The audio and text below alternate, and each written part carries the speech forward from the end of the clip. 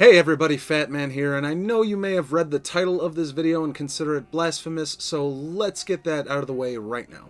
I know Batman, the animated series, is often considered to be the Holy Grail, but to be honest, I've only seen like 10 episodes of that show, and I grew up with Batman Beyond anyway, which I also haven't seen a ton of, but I would still opt for that as my preferred Batman series.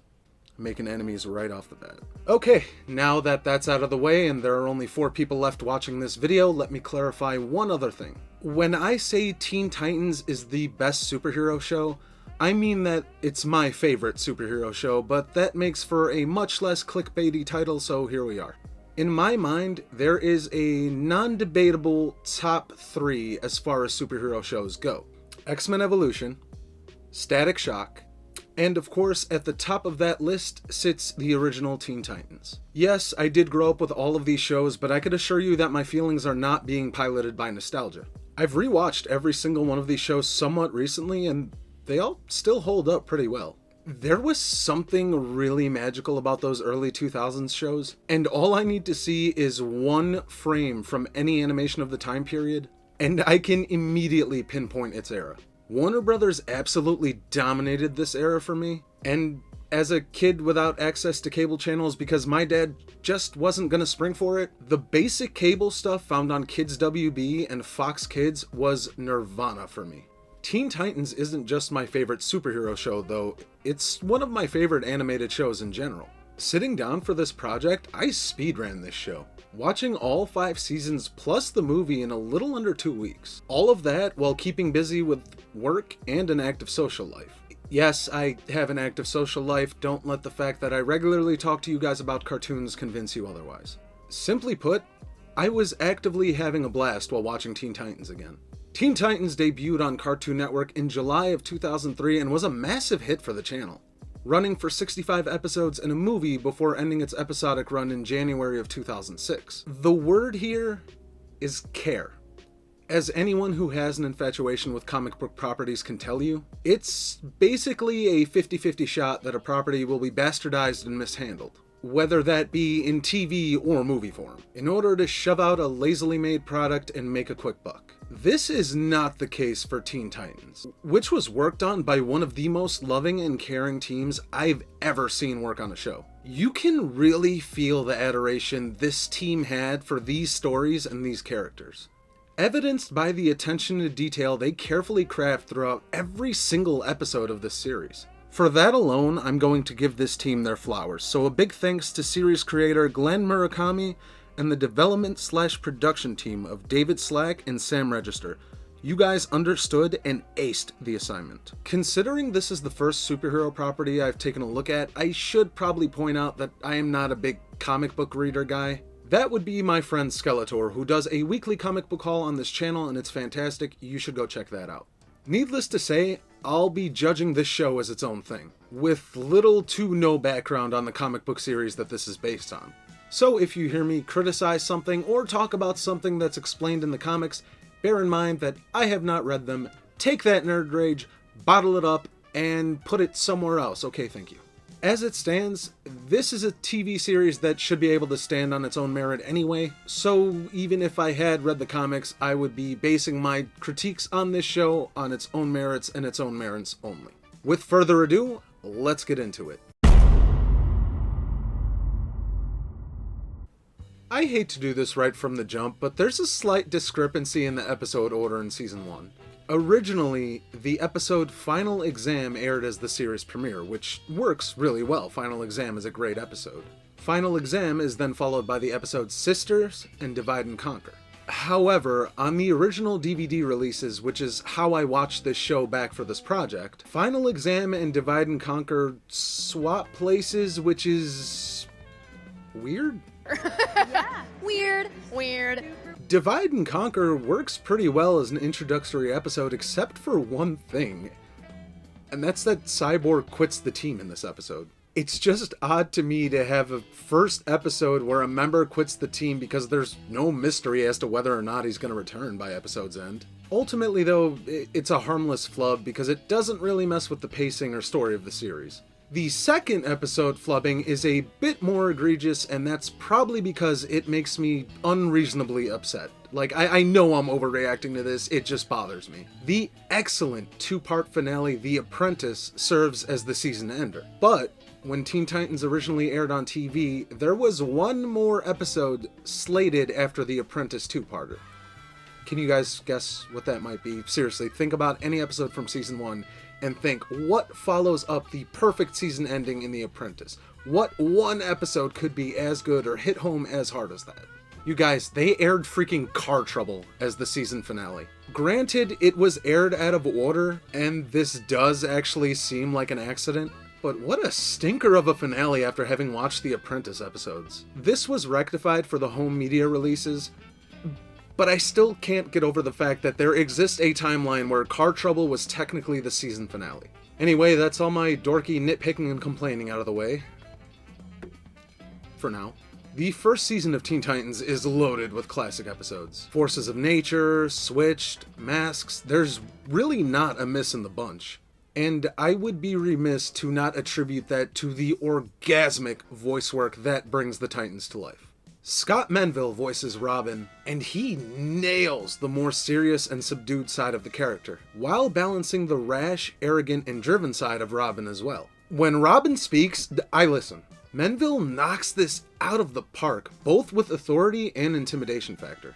I will also never not find it funny that he was my all-time favorite minor character role on Full House. So you're Dwayne. It's nice to finally meet you.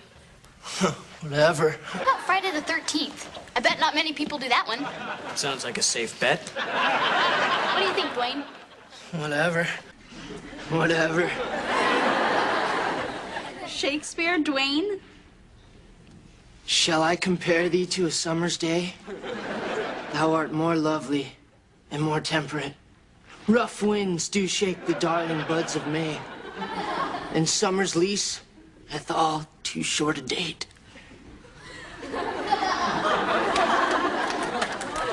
Dwayne, I didn't know you had such a sensitive soul. Whatever. Next up, we have Hynden Walch as Starfire, and good lord, if I could marry a voice, it would be hers. Walch is absolutely adorable as Starfire. And even though she's playing a literal alien, she somehow manages to make Starfire the most relatable Titan. Walch does this sort of magical thing where she can balance Starfire's sweet, innocent, and loving nature and juxtaposes it with the fact that Starfire is an absolute powerhouse and easily the strongest Titan physically. She provides such an interesting dynamic to Starfire, as she's arguably the easiest Titan to root for, but her comedic chops are also on point. I never get tired of hearing Starfire butcher the English language, and it is always hilarious to me. In a cast full of 10 out of 10 performances, somehow Kari Payton as Cyborg still manages to outpace everybody else. It's not like a head and shoulders above the rest type of thing because everybody delivers in spades, but Payton is easily my favorite actor in this cast. He's so eccentric and loud and in your face, but he can also deliver an increasingly somber and heartfelt performance of Cyborg that honestly can even catch me in the feels from time to time. Payton brings out a very raw and authentic side of Cyborg, something that's always a treat to see, showcased heavily in episodes such as Season 3's Deception. Now, this next name may not ring any bells or sound familiar, but a young woman named Tara Strong lends her voice to Raven. Yeah, you've probably never heard of her. She's only done 1 or 2 minor little roles, nothing huge. I don't even know how to talk about this woman anymore. She's as perfect as Raven as literally every other character she's ever lent her voice to. Strong is the female version of Mel Blanc. She's voiced everyone. Hell, in some alternative timeline, she's probably voicing me at the moment. Tara Strong is talent personified, and the truest example I can think of somebody being born to do the job that they're doing. Raven is no exception. Strong juggles the moody, reserved, emotionless parts of Raven, as well as she handles the anxious, fearful, and angry parts of the character. And it's a huge part of the reason that Raven's personal arc was always my favorite. She easily displays more personal growth than any other Titan. Finally, we have Greg Cipes as Beast Boy to round out the main cast. Cipes is the rock star. He is the party. He is the surfing, class clown, beer drinker, hellraiser, and you feel every part of that in his work on this show. That's not to dismiss Beast Boy as one note, as Sipes can still deliver on the more serious aspects of his character, evidenced well in the series' final season as well as the season 3 episode The Beast Within. I truly can't think of 5 more perfect people to voice the Titans, and their voices are an integral part as to why this series works as well as it does, a fact that can also be hugely attributed to the animation styles and the fight scenes. The fight choreography isn't quite all there yet in this first season, but the team does employ quite a few interesting and unique styles. Teen Titans was originally aimed at a younger demographic, so I think the violence was always intended to be just a smidge toned down until the show got so massive and proved to be such a success that the team got a little more leeway to do whatever they wanted. But that comes later. Full disclosure, I'm not a big anime guy either, but I do think that the blending of anime and American styles works really, really well in Teen Titans. There are some over-the-top reactions, there are a couple of shots of the Titans in their chibi forms, there's emphasis on wackier movements and facial expressions, but when the series isn't solely relying on that to carry its comedic moments and action sequences, I feel that it works wonders, serving as an underlying technique when joined with the more direct American style. There are some really unique choices made utilizing shadows and lighting, as well as a darker color palette to compensate for what might be viewed as too graphic for children. And this creative team handles the violence smartly. In this first season, Teen Titans dodges around anything that might be deemed too graphic by still showing you that the punch or kick is landing, while employing these little mini flashes of light so you're never fully seeing full contact. I see that as a pretty fair trade-off for getting characters this well developed and action that's this well choreographed. Each season focuses on a character in specific, and season 1 is definitely Robin's season. The other Titans do get as much time to shine as Robin does, but the story is definitely zeroed in on Robin's obsession in catching Slade, the series' main villain. Slade is a mother clucker, man. That guy is a monster. He is a ruthless, cunning, intimidating butt kicker, and he is perfection as the overarching big bad of the series. Slade never wears out his welcome. This is aided immensely by Ron Perlman voicing him, and I always truly forget how magnificent of a voice actor Ron Perlman is until I hear him again in something. He absolutely nails it here. Another favorite personal role of mine of his being his work as the narrator in the Fallout games. Can I also talk about how much I love the Titans' villain gallery? The Hive operatives Mammoth, Gizmo, and Jinx in Final Exam have always been a few of my favorites, and I love that they become a larger and reoccurring part of the series. Mad Mod, Red X, Plasmus, Cinderblock. Every villain is super interesting to watch, and there's not many instances of recycling, so you're seeing someone or something new every time. The first season can feel a tad aimless, but 1, this is a debut season that's still finding its footing in audience, and 2, the course correction of that displayed in the 2-part Apprentice is immaculate, as this team establishes real stakes that do pay dividends going forward. I also love what the Apprentice 2-parter does for Robin's character. He can essentially body his entire team here. And it is nice to see the sole member with no superpowers demonstrating not only why he belongs on this team, but why he needs to be the leader. In contrast to that, seeing Slade, who's been causing chaos behind the scenes for most of this season, get completely wrecked by the Titans at the end, it is a very, very nice treat. Season 1 is classic, quintessential Teen Titans. It lays the groundwork for what to expect going forward well, as the series only gets larger in scope from this point. The first season is a tad immature, but I feel like it balances fast-paced and zany action sequences with fun characters, so for me, it's a slam dunk. God, I adore this season. In these following 13 episodes, not only does Teen Titans firmly establish what it is setting out to do as a series, but the stakes get higher, the writing is tighter and more consistent, the action is allowed a bit more freedom and mobility, the humor locks in and becomes more focused and character-driven, and the characters themselves arrive to the party ready to become the best written and most cohesive superhero team on TV. I said what I said, deal with it. If the first season was a slam dunk, season 2 shatters the backboard and obliterates the rim. And I'm happy to say that for the most part, Teen Titans retains this momentum for the rest of its run. The returning characters are further fleshed out, and written with more determination and drive. The new and returning villains are more dangerous and menacing. The stories are grander with a clearer objective. God, there is all this amazing work being done here. But there is one single word that really exemplifies why this is all working so much better than the last go-around. And one single word to really drive home why it feels like this series returned with such a heightened level of flair and experience. Those of you who have seen this series know exactly where I'm going with this, but that one single word is Tara. Tara isn't the sole reason why this season is so ahead of its predecessor. The genius lies in how Tara's story is interwoven with an already fantastic series. In case you haven't guessed, Season 2 is Tara's season, and Ashley Johnson is here to work her magic. This gal is no stranger to phenomenal voice work, having voiced Ellie in The Last of Us games and Gretchen Grundler on Recess. Thank you, Dave. Reading part over. You could really say that Season 2 is terrible.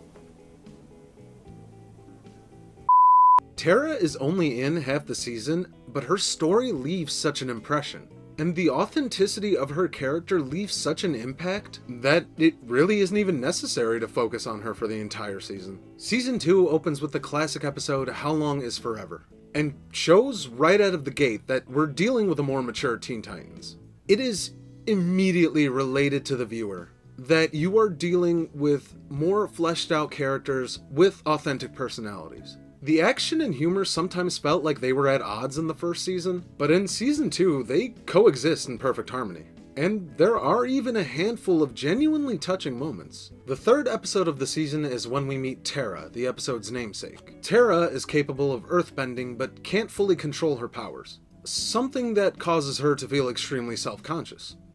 She forges a close friendship with Beast Boy and swears him to secrecy when he discovers that she can't control her powers. At episode's end, Slade rears his ugly head again, and promises Tara full control of her abilities if she tutors under him as his apprentice. Tara refuses, but upon rejoining with the Titans, Robin offers her a spot on the team permanently, and explains that they can help her control her powers, something Robin and Raven had noticed while fighting alongside her, not because Beast Boy blabbed. Tara, embarrassed and feeling betrayed, leaves in a rush, not to be seen again until the middle of the season. This is so expertly played. As much as kid me wished that Tara would have joined the Titans here, the decision to have her in the middle of this moral tug-of-war between the Titans, the only friend she's ever known, or siding with the series' main villain in order to learn to control her powers, plays out stupendously in the end. Was Slade a groomer? Yes. He groomed Tara. 100%. And then he tried to groom Robin. And then Raven to an extent later. The season continues to power forward with classic episode after classic episode. And I really love how every episode following the Tara episode has themes relating to insecurity and inadequacy. Starfire's self-consciousness over fearing that she's becoming a hideous monster in transformation, Raven's insecurities over feeling afraid and fear itself, Cyborg lamenting his physical limitations and only human. It really serves to highlight the undercurrent theme of this season and pairs well with where Tara's story arc begins and ends. The 8th episode of the season, Titan Rising, throws Tara back into the mix, as she's claimed to have left so she could master her powers, a fact that she demonstrates extremely well when trouble rears its head. Robin, and especially Raven, are initially distrustful, but Tara winds up earning their trust and becoming a part of the team. An elating moment followed by the sucker punch that Tara mastered her powers, yes, but did so by tutoring under Slade, someone she's now working for. I really enjoy how the writers will hit the gas on the Tara story and then pull it back some to allow the show to breathe. Since the show's primary audience was a younger demographic, it is a neat way to give viewers an engaging story without overwhelming them with too much melodrama. We take a detour with the episode Winner Take All.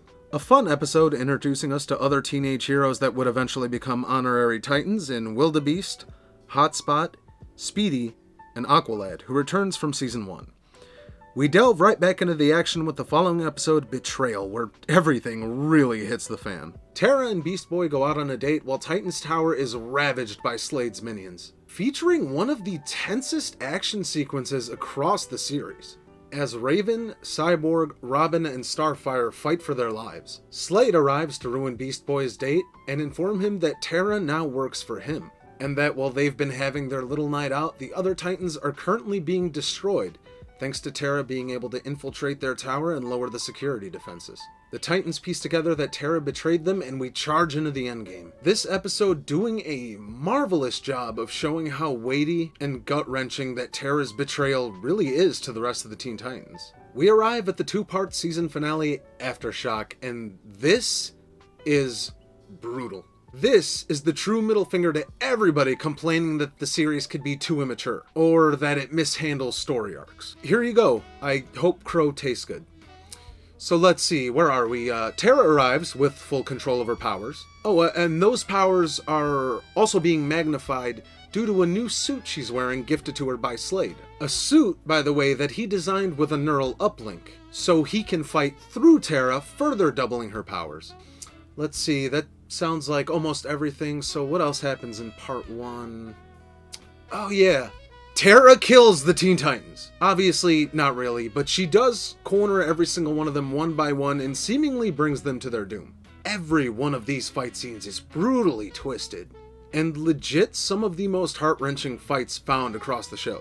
Especially Tara's battle with Raven. I really want you to sit with the fact that the idea for part 1 was to have Tara fight each Titan and seemingly pick them off one by one. The episode's end reveals the Titans to be alive as they group together and swear revenge against Tara.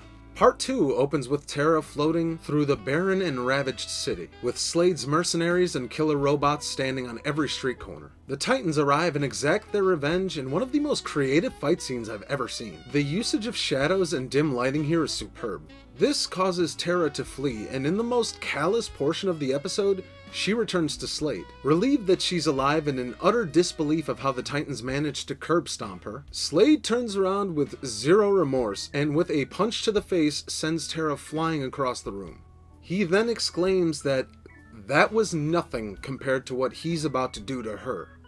And Jesus Christ, Ashley Johnson's fear coupled with Ron Perlman's malice makes this seem legitimately unnerving to watch. A massive citywide fight ensues and culminates with the Titans finding Beast Boy pinned down by Tara, who's now being fully controlled by Slade. The Titans surround her, and thanks to a tear-jerking moment from Beast Boy, Tara is able to break free of Slade's control. We continue the grand tradition of Slade getting absolutely wrecked at the end of a season, and Tara kills him by throwing him into a pit of lava. This, however, triggers a volcanic eruption that can destroy the entire city, and Tara sacrifices herself to save the city and the Titans' lives, her sacrifice turning her permanently to stone in the process. The Titans construct a memorial for her while vowing to bring her back, ending the season on a bittersweet note with a dead Slade and a seemingly dead Tara. God, I don't even know what to say that I haven't already gushed about throughout this portion. This season is fantastic. Tara is a gem, and this finale is perfect. The drama and stakes are present without being too overbearing or hokey.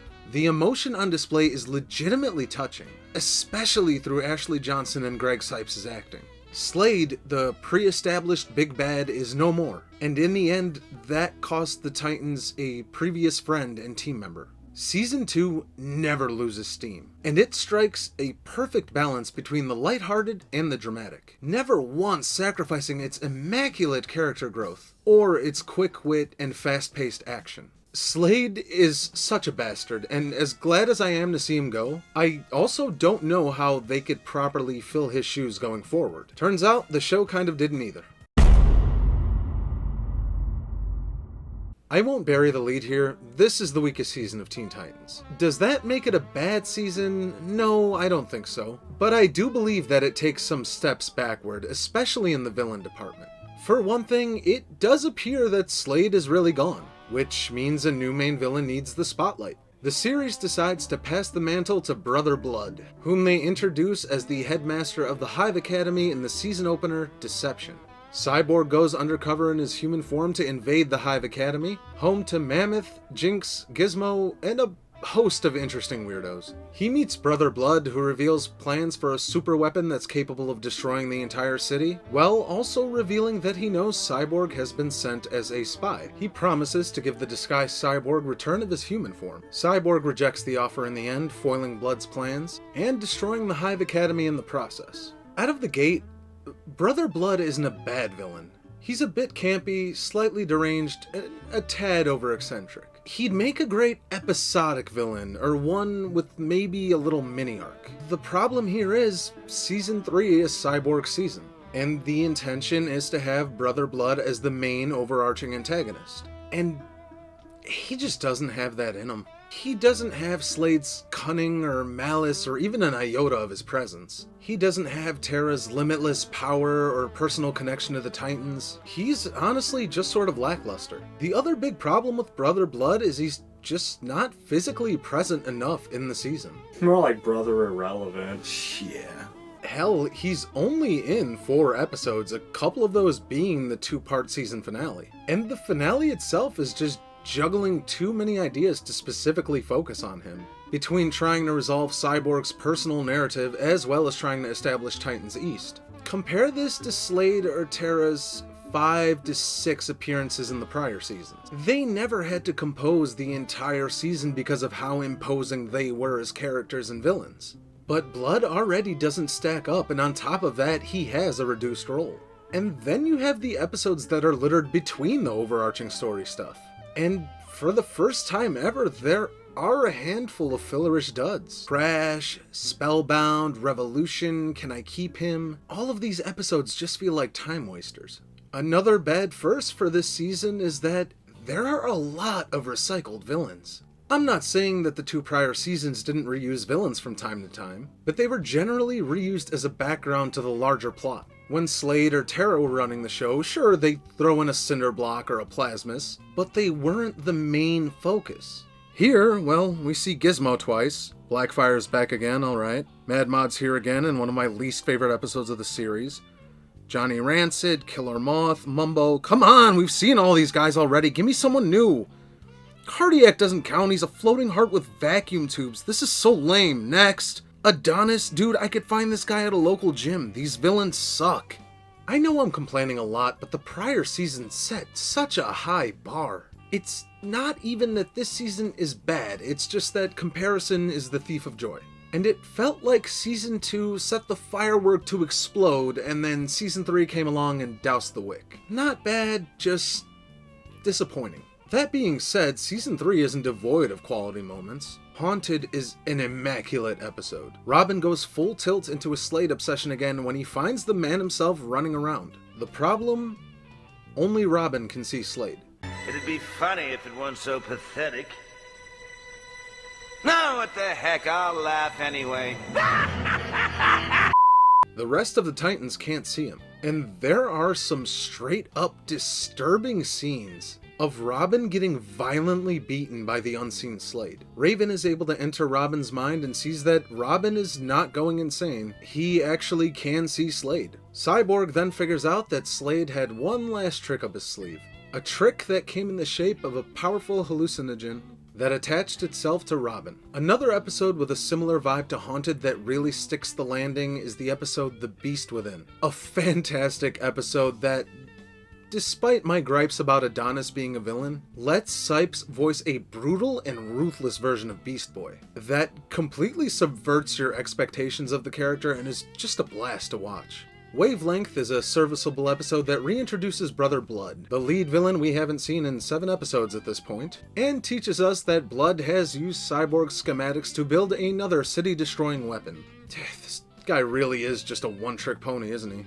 We also learn that fellow Hive student Bumblebee is also a double agent. Blood has the power to control people's minds through their eyes, which doesn't work on Cyborg as he's half robot. They lampshade this in an extremely funny way as to why it didn't work on Bumblebee, leading to another pretty line with Blood frustratingly wondering out loud if there was anyone at his school that was actually there to learn. I love that when they question why it didn't work on Bumblebee, she just goes, 'Cause no man's gonna tell me what to do. That's it. It's the only explanation they give for it. Family, but We arrive at the two-part finale, Titans East, and despite my issues with the season overall or Blood as a villain, this is a pretty solid finale. A new batch of Titans is introduced in order to help track down Brother Blood, and they are dubbed the Titans East. Bumblebee, Speedy, and Aqualad, and 2 new additions in Más y Menos. Speedy? What does Speedy do? What's Speedy's power? Actually, it has nothing to do with speed. He's the arrow guy. Oh, Más and Menos are the speedy guys. Cyborg ventures out east to set up the new group's tower, teaching them how to work together in the process. Following a battle with Brother Blood and his robot army, Titans East offers Cyborg the spot as their leader, a role he cheerfully accepts, quitting the Teen Titans in the process. I love this move because it's established as early on as the first season that Cyborg has leadership capabilities. He's basically the de facto leader when Robin isn't around. Unfortunately for Cyborg, it's revealed that Brother Blood had survived the earlier battle, and is in full control of the Titans East. In Part 2, Blood reveals that he is indeed in control and sends the Titans East to attack Cyborg. The original Titans arrive just in the nick of time to help out, while Blood alters his body to become half-robot like Cyborg, the only student who was ever able to resist him. The two have a seriously epic one-on-one fight on top of the roof of the tower, and I'm just gonna say that Goku can go ahead and have a seat because Cyborg mastered Ultra Instinct first. Watch this fight back and tell me I'm wrong. The battle is a flashy, edge-of-your-seat experience, and it does sit next to some of the best fight scenes this series has ever had. Cyborg dubs Bumblebee the leader of Titans East and returns home where he belongs with the rest of the Titans. At the end of the day, I think my disappointment relating to Season 3 is due to the fact that I feel like it just took a couple of steps backwards. The characters are still on point, and the new characters introduced are excellent. I adore Bumblebee's characters, and Más y Menos are a lot of fun. My main issue is that Brother Blood is severely underwhelming, and on top of that, he's sparsely used. He has neither the charisma or the presence of previous big bads, and a lot of the other villains are not only recycled, but in some of the most egregious filler episodes this series has to offer. While the show continues to offer great strides in character development, I felt like we were stumbling back in terms of consistent pacing and writing. The fear for me going into Season 4 was that the series would continue to stumble and further lose its identity. Okay, I'm not gonna bury the lead here. This is far and away the best season of Teen Titans. This is easily the strongest batch of episodes this series has to offer. Every single issue I had with the third season is fixed and polished to perfection. And everything I loved about the second season is here and doubled. No, tripled. Octupled. I don't know. My God, this season is perfection. This is the culmination of everything that was pre-established by the series. This is the season of richer, fuller, and more emotional storytelling and writing. Teen Titans has grown up, and this is no longer a kid show. This is an all-rounder. This season focuses on Raven, who is hands down my favorite Titan.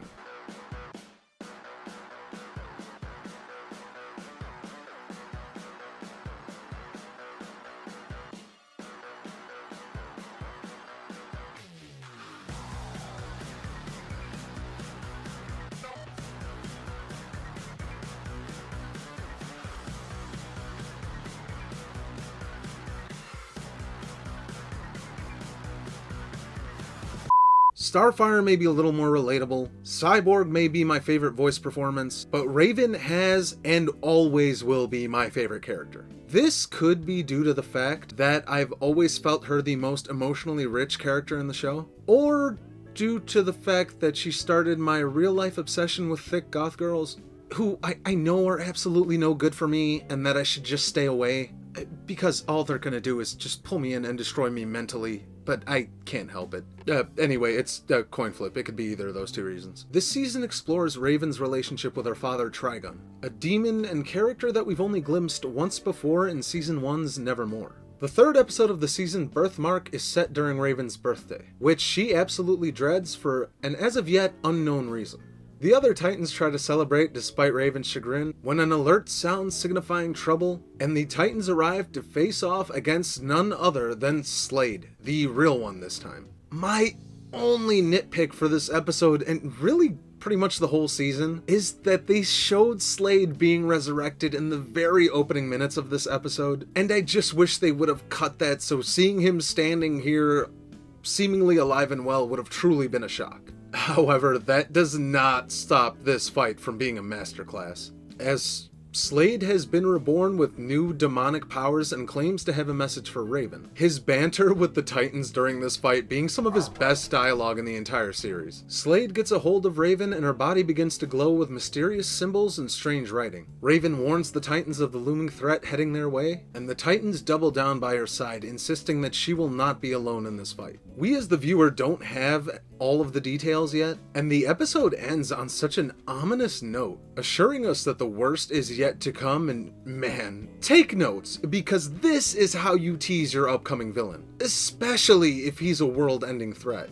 I don't want to detract from the absolute perfection that is the Trigon story arc, but the independent episodes of Season 4 are also a thing of beauty, including The Quest, which fleshes out Robin as a character, Mother May I, Cyborg the Barbarian, which is easily Cyborg's best episode, and The Diamond Truck. Every episode listed really speaks for itself in terms of quality, but I want to dive into the episode Truck in specific before talking about Raven's story, just because this episode has had a somewhat odd resurgence on social media lately. So as to not mislead anyone here, Truck is about a racist named Valior, a butt-kicking, crime-fighting alien who crash lands at Titan's Tower and recruits the Titans for a mission across the galaxy. Valior turns out to be racist against Tamaranians, Starfire's people. I've read a lot of things lamenting how if this episode was released today, it would just be considered woke trash and discarded. And yeah, no, that's just not at all accurate. People seem to be missing the point on why this works as well as it does, and why it still holds up pretty well, amidst a time when more and more animated properties are trying and failing to write material similar to what's seen in an episode like Truck. There's a reason newer Disney films or properties, specifically the Proud Family reboot or garbage like Velma, fail to hit the mark. They pander, and they speak to the viewer like an idiot. There are two big no-nos when approaching anything of this subject matter, whether it be racism, classism, sexism, or any other negative kind of ism you can think of. When being introduced to the team, Valior's only comment towards Starfire is, "Oh, I see you have a Tamaranian." This comment is definitely dismissive, but nobody thinks anything else of it. After fighting alongside him, the Titans begin to idolize Valior. In the process, Valior becomes a bit more open about his indifference to Starfire, tasking the other Titans with important jobs, while delegating Starfire to stay behind or just keep out of the way. After an error on Starfire's part, Valior refers to her as Truck, a term with no clear definition that the writers masterfully establish means something negative without having to stop and explain it. Starfire ignores this, and when asked what it means, simply says nothing. After a daring mission that Starfire succeeds in, the team applauds her, and Cyborg comments with "Way to go, Truck." Star is immediately upset and clarifies that the term Truck doesn't mean nothing, it means that she is a nothing, inferior. The way the mood immediately shifts between Cyborg and the other Titans' attitude towards Valior is so refreshing. Starfire forbids them from saying anything to Valior until the mission is complete, though. She doesn't want to interfere with the mission. After saving Valior's life during said mission, the team returns to Titan's Tower where the other Titans stand in solidarity with Starfire. This last little scene and exchange between the Titans and Valior is spectacular, and really serves to illustrate why so many writers fail to get a message like this across. I don't know if you know this about me, but I'm Arabic, which means you probably hate me. Stop it. Get some help. But it also means that I've personally heard the following exchange at a couple of different points in my life. So this really hit home for me. Valior reads the room and tries to rush out a scrambled word of thanks to Starfire, but can only come up with, "You must be one of the good ones," which infuriates the Titans further. He protests that he was merely paying Starfire a compliment, and Raven responds with, "Well then why does it still sound like an insult?" He sees that there's no winning this, and decides to leave Earth, but not before turning his racism to all Earthlings and anybody who would stand with a Tamaranian. This is exactly why this works. This is tying into those aforementioned no-nos you don't do when you're approaching a topic like this that I started talking about earlier. The team apologizes to Starfire, and she laments that there's nothing they can really do. There are always going to be people like Valior in life. Any modern animated property trying to tell this story with these themes fails because they try to rush to a resolution. The racist learns that what they're saying is mean and those kinds of words are bad. And then they apologize and they learn a lesson. Or worse yet, they turn around and shame anyone that's the same color or class as the person who uttered the slur to begin with. Which, by the way, in itself, is racist. There is no resolution here. There's just an understanding. There's the understanding that Valior is wrong, but also that the mindset of people like Valior isn't going to be changed just because one member of a group of people that you hate did something nice for you. Even if that favor was literally saving your life like Starfire does near the episode's end. The other Titans really can't offer a solution to Starfire, and she fully understands that there is no resolution. That is literally just the way life is. In my opinion, this is the perfect way to do this. It educates on the subject without pandering. It draws an unmistakably clear line between right and wrong, without blaming a group or class of people, just that individual. It tells the viewer the harsh reality of the real-life subject, that there really isn't a way to solve this type of thing. I think Starfire is the perfect choice for this too, as she's easily the most relatable and good-natured of the Titans. Raven wouldn't care, Robin is too serious, Beast Boy is too goofy, and Cyborg would have been too on the nose. Anyway, I just wanted to highlight that a dorky superhero show from 2003 did this better than a show that exists to teach these lessons in 2024. Thanks for coming to my TED Talk. We now return you to the Teen Titans review.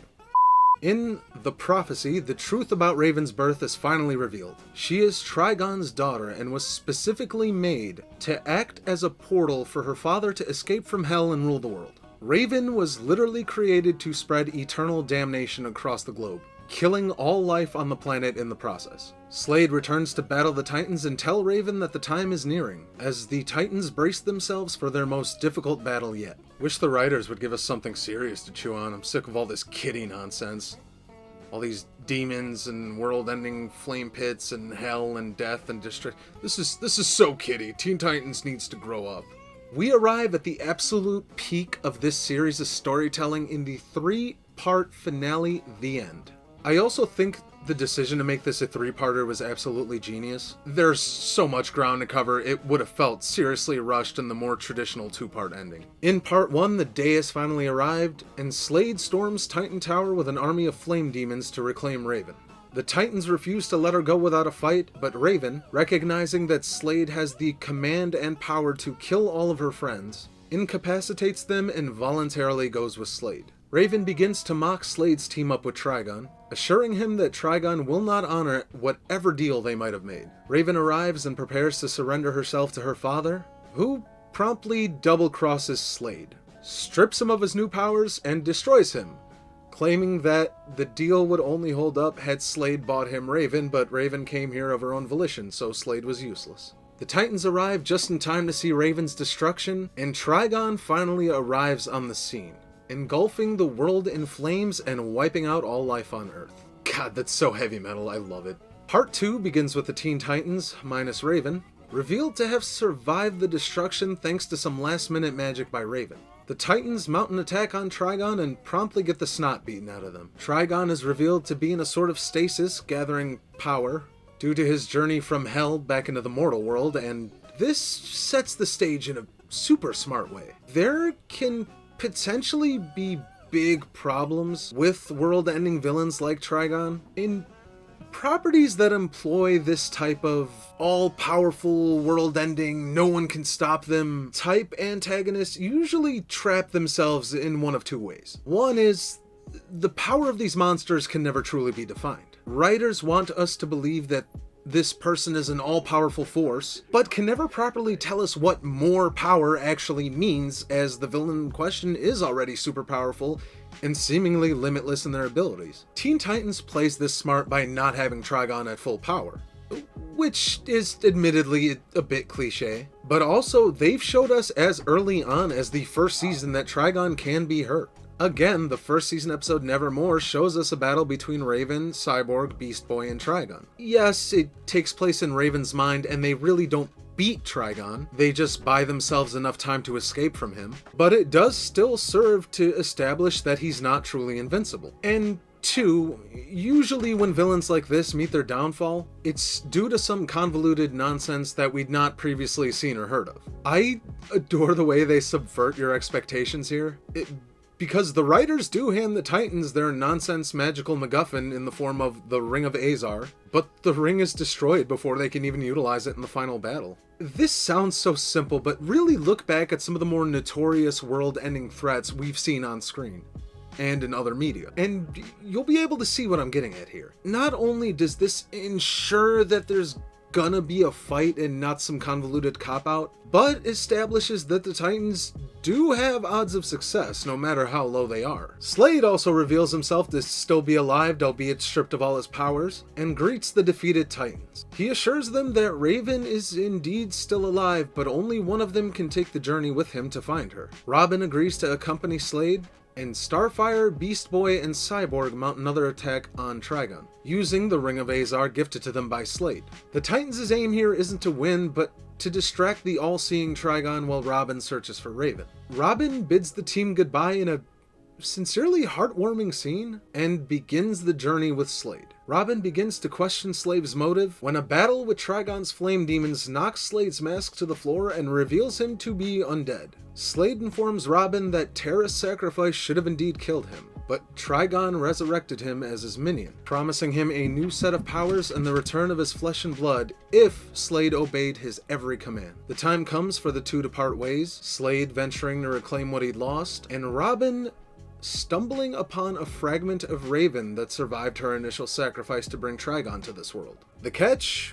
She's a younger, memory erased, and completely powerless version of Raven. This is the definition of uphill battle as we head into part 3. Robin returns to the surface as the other Titans manage to defeat evil doppelgangers of themselves that Trigon spawned, as he did not want to waste his own time fighting them. Slade regains his flesh and blood and even rejoins the Titans on the surface, everyone mounting one last desperate attempt on Trigon. The younger and power-stripped Raven watches on in horror, as one by one the Titans and Slade are all struck down. But not before the younger version of Raven realizes that they're actually doing it. They're not winning, but they are actually able to hurt Trigon. She gathers the strength that was lent to the Titans in part 1 to help them survive, and launches a massive, full-blown attack on Trigon, returning to her original form and regaining her lost memories in the process. In a truly epic showdown that is pointless for me to describe, you really just have to watch it. Trigon is defeated and the world is returned to normal. The group reunites with Raven and Slade takes his leave, with Robin allowing him to go, but assuring him that just because they teamed up this once, that nothing changes if they run into each other again. What a perfect season, I really mean that. Most of the episodes between the main story feel consequential, or at the very least are doing or saying something interesting, which is a step up from the third season's aimless and middling episodes. And when the main story itself kicks in, not only is it fully engaging, but it also sets up an enthralling mystery, before the truth slowly begins to reveal itself as we just keep on building and building to this explosive, amazing finale. This is the best the character development has ever been, as well as the most fleshed out these characters have ever been. They're loving and fearless, but flawed and desperate. Finally getting some insight into Raven's mind was amazing, as she's kind of been an enigma throughout most of the series. And hell, I even love what they do with Slade's character. Season 4 just elevates itself to a brand new height. There's demons and rituals and fire and death and prophecies, and you're just not getting away with telling me that this is a silly little superhero show aimed at kids anymore. I know it's been a long video, but stay with me, we are almost there, as the 5th season would also be the show's last. So, this final season is a pretty great ride. It's not better than season 4, as it is really difficult to top the threat of Trigon, but season 5 also doesn't take any steps back. It's more of a sidestep. It's still excellent, it's just not quite on par with Season 4 for me. This season kicks off with the two-part episode Homecoming, detailing Beast Boy's past as part of a crime-fighting team known as the Doom Patrol. An SOS drone finds Beast Boy and lets him know that his old team is in trouble and in need of rescue. The Titans arrive on the scene, and one by one they rescue the Doom Patrol, who then promptly leave the Titans behind and recruit Beast Boy in order to mount an attack on their arch-nemesis, the Brotherhood of Evil. The Doom Patrol are quickly overwhelmed, leaving Beast Boy and leader Mento as the only ones standing. Mento, who's presented as callous and more objective focused and less focused on his team, gets a good lesson on what it means to be a leader from Beast Boy, lessons he's carried over from working with Robin. And the two launch one final attack on the Brotherhood of Evil's base, joined shortly by the remaining Doom Patrol members as well as the Titans. The Brotherhood of Evil is seemingly destroyed, but is revealed to have survived the encounter with the Doom Patrol and the Titans. This episode also ends with this amazing shot of the Brotherhood of Evil's leader, the Brain, standing before nearly the entire Teen Titans villain gallery and recruiting them in a master plan to launch a global attack on all Titans.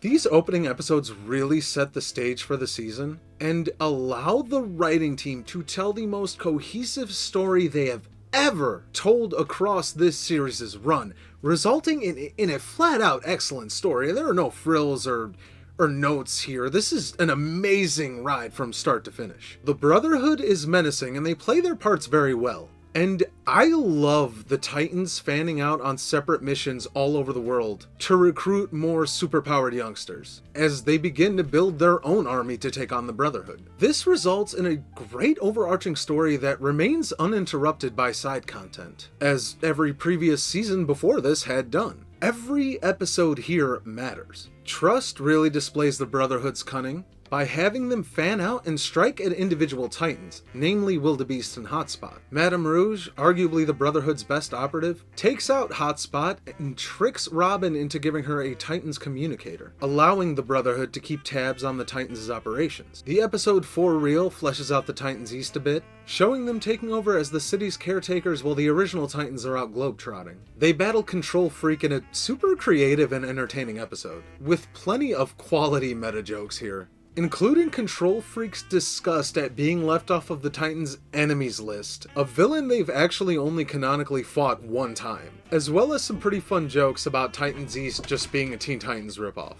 I love seeing the Titans out of their element, and I think that's why I enjoy this season so much. I love seeing them in these new environments, and interacting with so many different and unique allies, something we really hadn't seen a ton of before. Cole, Gnark, Red Star, Argent, the Titans slowly amass a small army of heroes.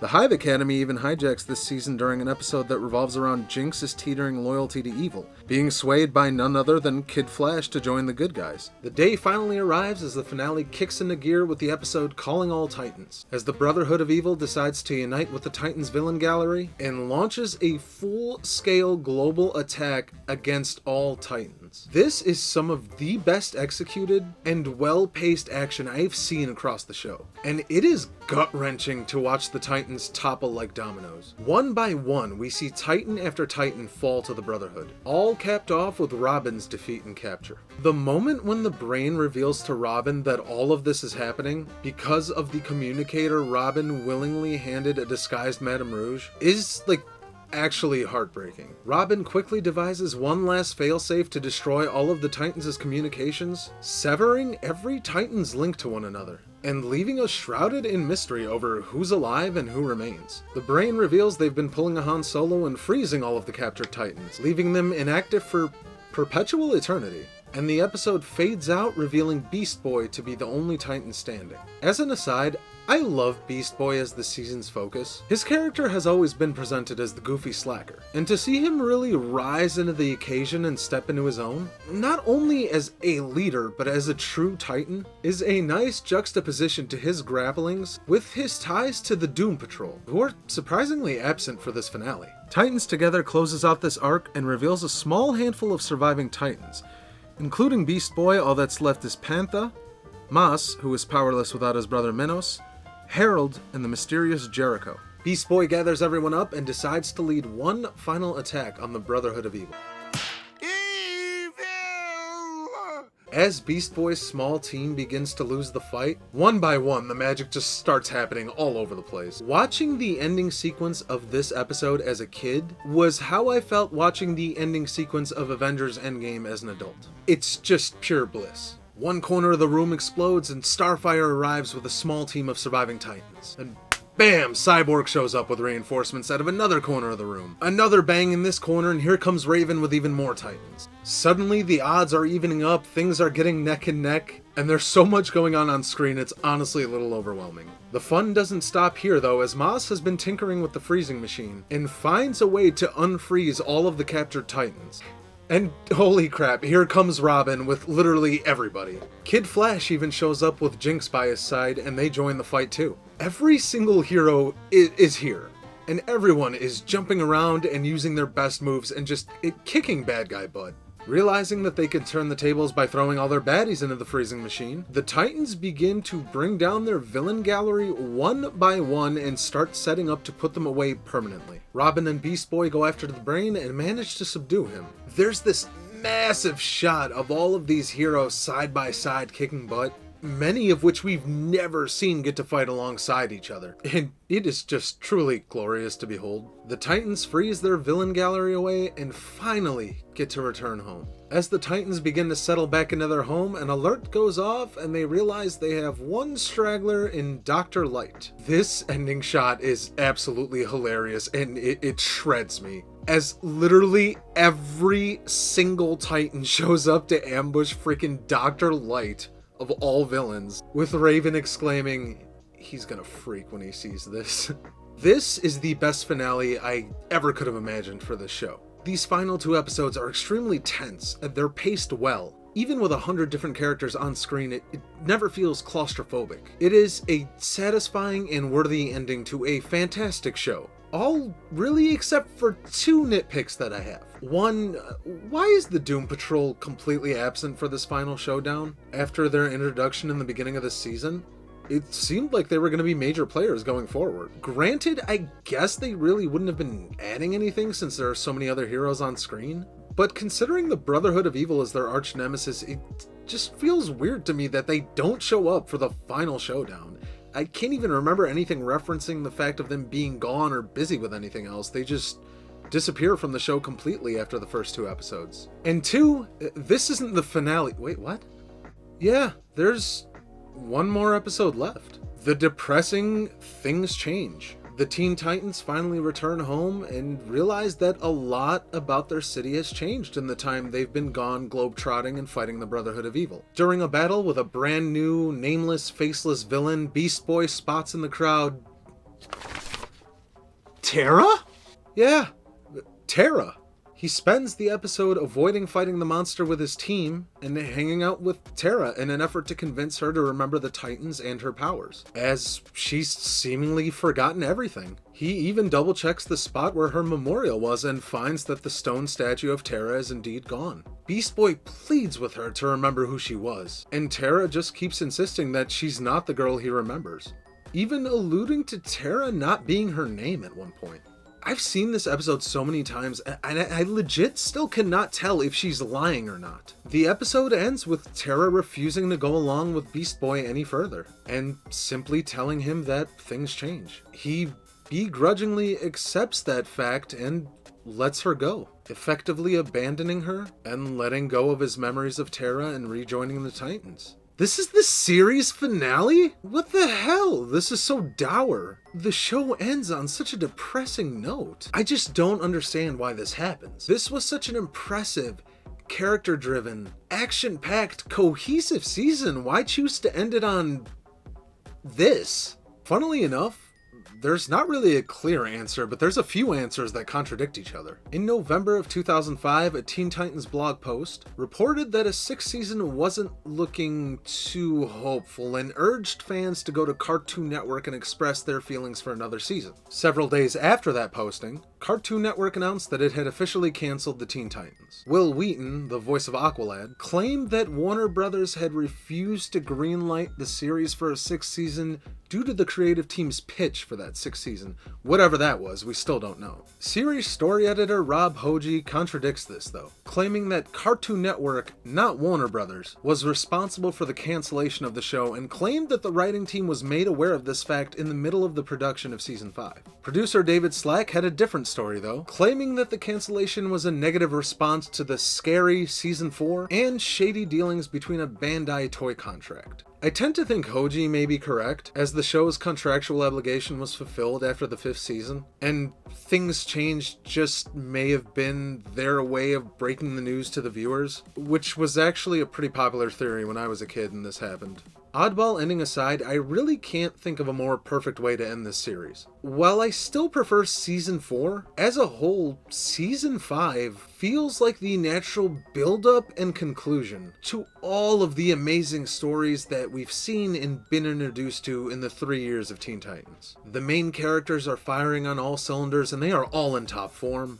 The stakes are high, and the pacing is cared for to perfection and executed perfectly. The stories are consequential and important, and it all culminates in this beautiful two-parter that takes this grand sweeping bow and is just overall worthy of a big standing ovation. I would clap, but I'm not gonna mess with the mic. I think for me, it's just personally easier to view Things Change as more of an epilogue, and that's what I'm gonna do.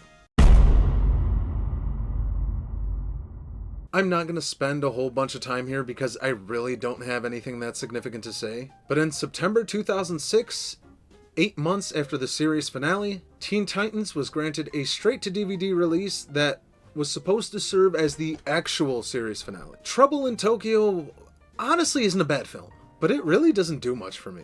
The story sees the Titans traveling to Tokyo to take on a new threat known as Brushogun, which I love because, again, I adore anything that takes the Titans out of their element, but that's kind of it. The film would have felt more appropriate in the middle of the series. It resolves nothing as a finale. Brushogun is fine, but he's billed as this huge threat, and he just pales in comparison to Trigun, the Brotherhood of Evil, or even Slade. We do finally get a resolution to the Starfire and Robin relationship, as that was teased a fair bit throughout the series, but again, that's kind of it. You're getting small bits and pieces of things that could be a lot cooler. No mention of Slade, nothing on Terra, and quite frankly, Cyborg, Beast Boy, and Raven get the shaft as far as screen time here. The action is fine, but it's far from the best that the series is capable of. And at the end of the day, this just feels like an overlong episode of the TV show. Hell, taking all 3 parts of Season 4's finale, The End, and stringing them all together as a movie would have made a much better film than this. There is also a lost episode found on this DVD, but it sucks, and it's only 11 minutes, and I don't want to talk about it because it sucks. I wish I could say more, but I don't really have anything else to say about Trouble in Tokyo. It's a middle-of-the-road movie with action that's not as good as the show, and animation that looks identical. It's not even brushed up in that department. Though I am eternally grateful that Trouble in Tokyo exists for one reason and one reason alone. Here's Fatman's special guide on how to watch Teen Titans Trouble in Tokyo. First, start the movie up, go into scene selection, and skip to the end credits. The Teen Titans themselves sing a literally translated version of their Japanese theme song, and there are few things in life that release as much dopamine into my brain as this does. I will link it in the description, and you will laugh the entire time, especially during Cyborg's part. And that, my friends, was Teen Titans. When it comes to superhero stuff to choose from, the market is, frankly, oversaturated. I've seen a fair amount of it, and I know when speaking in a more general consensus, comic book readers and superhero fans have their holy grails that they don't budge on, and that's fine. That being said, I just don't see Teen Titans talked about enough, and I personally think it deserves all its flowers. Teen Titans is not only one of my favorite animated shows, but it is my all-time favorite piece of superhero media. Rewatching this all again, I had a childlike good time. I can't say that for many things I watch or rewatch these days. It's rare for me to be actively having fun while watching something, and Teen Titans accomplishes that for me. The characters are iconic, the story is memorable, the care and the detail this team put into crafting these stories and these characters and their world, it's a straight up delicacy. And it is rarely seen anymore in today's standard. I adore this series, and I adore this team. And Teen Titans will always hold a very, very special place in my heart. And I will never tire of returning to save the world with them time and time again. That, my friends, was my very, very, very long look back on Teen Titans. Thank you guys for watching and sticking through it if you did make it through the end. I want to answer one obvious question, and that's for anybody that's going to comment this or wonder about this. A follow-up I am probably going to get is, are you going to look at Teen Titans Go? No, I hate it. I hate it. I hate it. I hate it. I cannot believe it's a run for over a decade. Well, the original only got 3 years. I don't know how it's still on. I get that it has its fans, and good for you if you like it. I cannot stomach it. I have tried on several occasions. It makes me want to ram my head into a wall. I cannot do it, and I won't do it. This is probably the most I will ever talk about Teen Titans Go. So, no on that. But if you enjoy it, good for you. If not, what do you think a 6-season pitch was about for the original Titans? And what do you think of the original Titans? Have you read the comics it's based on? Have you just seen the show? I'd really love to hear from you guys on this, because I am a comic noob, as I mentioned. But for ZeitgeistOG, I've been Fatman. That was a very, very long review, and I really appreciate you guys watching. If there's something else you want me to check out, let me know. Our buddy Matt in the Chair does some great Flash nostalgia shorts where you can check out here, and my friend Skeletor does a weekly comic haul, which is fantastic. And I think for now, I am done talking about Teen Titans, but I'm not done singing about it. Can I?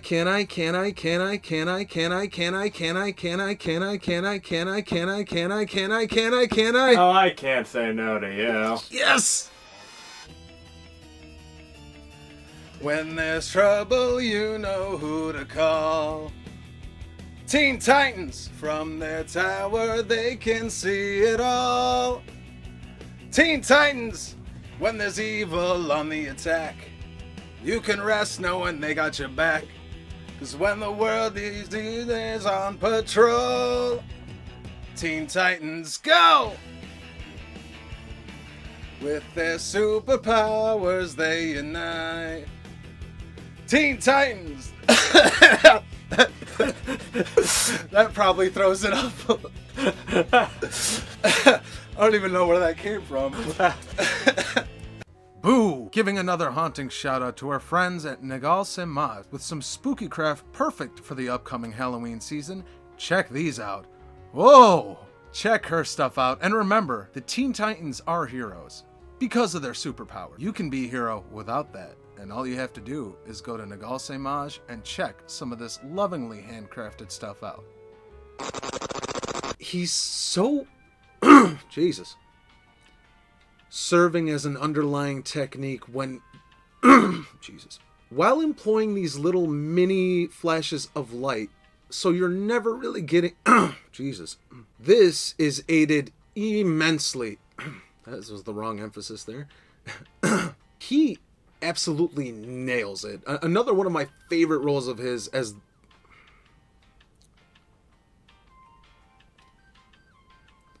He absolutely nails it. Another personal favorite role of mine... Completely. Relieved that she's alive and in complete disbelief that the team... Yeah. Talk too fast.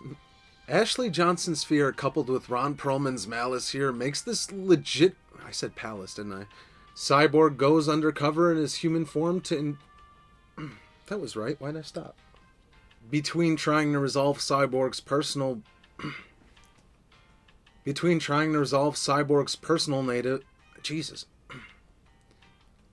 And there are some legitimately... The lead villain we haven't seen in 7 episodes at the... Unfortunately for Cyborg, it's revealed that Cyborg dubs Bumble... Pest. It wasn't me. Which she absolutely... Wish the writers would give us something told across this series. While it includes the Puppet King, a villain they've actually only canonically... is a nice juxtaposition... is a nice juxtaposition. Jesus. One by one, the magic just starts happening. Teen Titans is not only one of my favorite animated... Teen Titans is not only...